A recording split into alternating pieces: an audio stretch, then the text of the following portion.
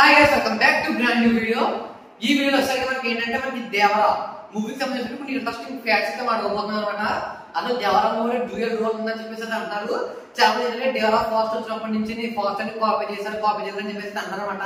అసలు దీంట్లో ఎంత నిజం ఉంది ఏదైతే వీడియో డీటెయిల్ గా మాట్లాడే ప్రయత్నం చేద్దాము. ఇలాంటి మోర్ వీడియోస్ కోసం మీకు ఒక లైక్ చేసి ఛానల్ సబ్స్క్రైబ్ చేసుకోవడం మాత్రం అవసరం చూడదు. మనకి ఏంటంటే రీసెంట్ గా దేవరా 2 సెకండ్ పోస్ట్ అయితే రావడం జరిగింది అనమాట.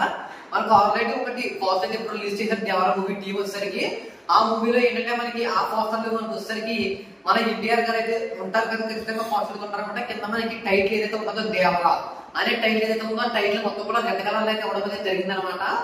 కానీ మనకు రీసెంట్ గా ఒక సెకండ్ పోస్ట్ అయితే రిలీజ్ చేయడం అయితే జరిగింది అనమాట. ఆ సెకండ్ పోస్టర్ లో చూసుకున్నట్లయితే మనకి డిఈ అనే దానికి ఏదైతే ఉందో రెండింటికి కూడా మనకి రెడ్ ఇచ్చి మిగతా అక్షరాలకి వల అనే దానికైతే వీళ్ళు వైట్ కలర్ అయితే ఇవ్వడం అయితే జరిగింది అనమాట.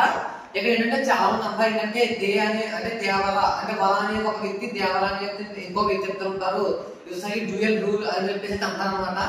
అసలు మీకు దీనిలో డ్యూయల్ రూల్ వచ్చే ఛాన్సెస్ ఎక్కువ లేవు. మేబీ ఉన్నప్పుడు మనకి ఆశ్చర్యపోవాలి అనమాట.